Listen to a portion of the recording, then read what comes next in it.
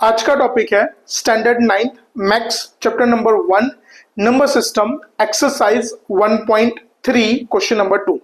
तो जैसे last lecture में हमने एक्सरसाइज 1.3 का क्वेश्चन नंबर 1 कंप्लीट करा था, तो आज वही एक्सरसाइज को आगे बढ़ाते हुए क्वेश्चन नंबर 2 की ओर अपने जाते हैं। तो क्वेश्चन नंबर 2 में हमको क्या दिया हुआ है, you know that 1/7 is equals to 0.142857 बार।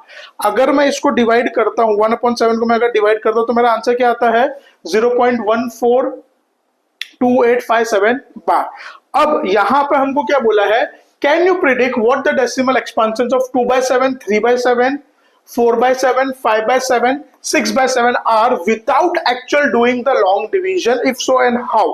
तो यहाँ पे ये पूछा कि अगर मैंने तुमको 1/7 की वैल्यू दी है तो इसके हेल्प से क्या तुम लोग 2/7, 3/7, 4/7, 5/7 और 6/7 की वैल्यू फाइंड कर सकते हो। हाँ, लेकिन एक कंडीशन बोली गई। क्या बोली है कंडीशन?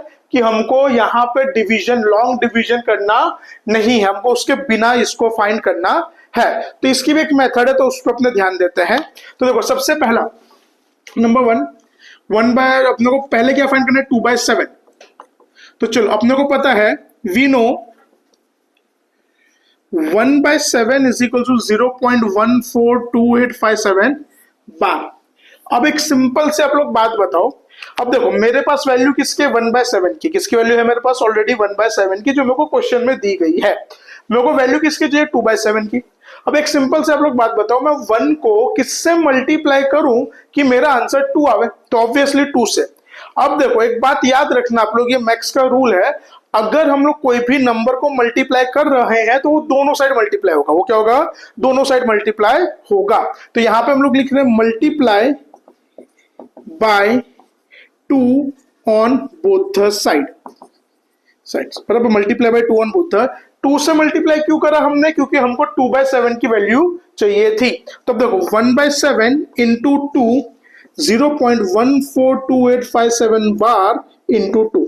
अब मल्टीप्लीकेशन का सिंपल सा रूल है, ऊपर का ऊपर, नीचे का नीचे। सो 2 1 जा 2 अपॉन 7, अपॉन में कुछ भी नहीं तो 7 एज इट इज। अब इसको अगर आप लोग मल्टीप्लाई करोगे 142857 को, तो इसका आंसर होगा 285714 बार। तो 1 बार तो 2/7 की वैल्यू क्या ही, 0.285714 बार। अब जैसे हमने 2/7 की फाइंड करी, सेम वही मेथड से हम लोग अब 3/7 करेंगे।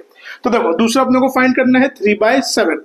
अब वैसे ही जैसे अपने को पता है, we know 1/7 equal to 0.142857 bar. अब एक बात बताओ, हमारे पास वैल्यू किसकी है, 1/7 की।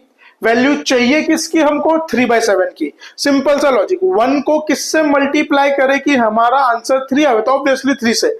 अब अगर मैं यहां पे 1/7 को 3 से मल्टीप्लाई कर रहा हूं, अगर लेफ्ट साइड में 3 से मल्टीप्लाई कर रहा हूं, तो मेरे को राइट साइड भी 3 से मल्टीप्लाई करना पड़ेगा। तो अपने यहां पे लिखेंगे statement, multiply by 3 on both the sides.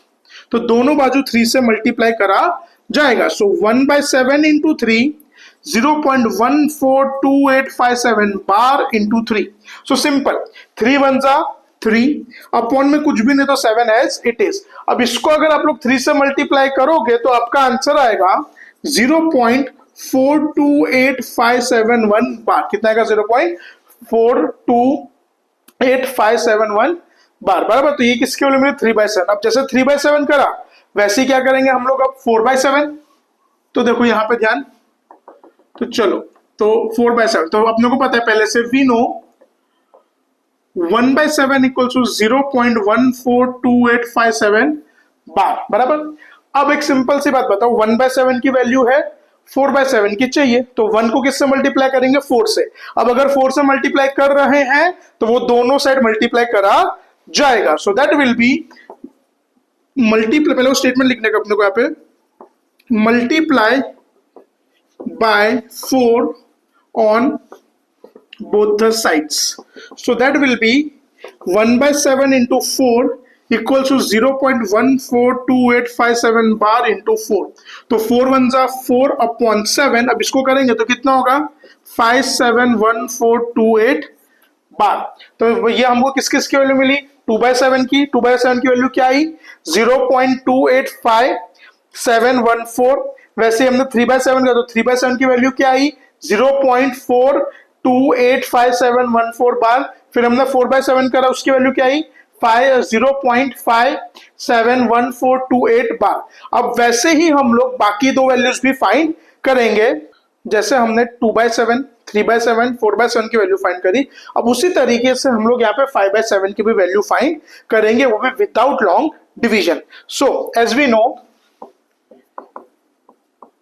1/7 is equal to 0.142857 bar.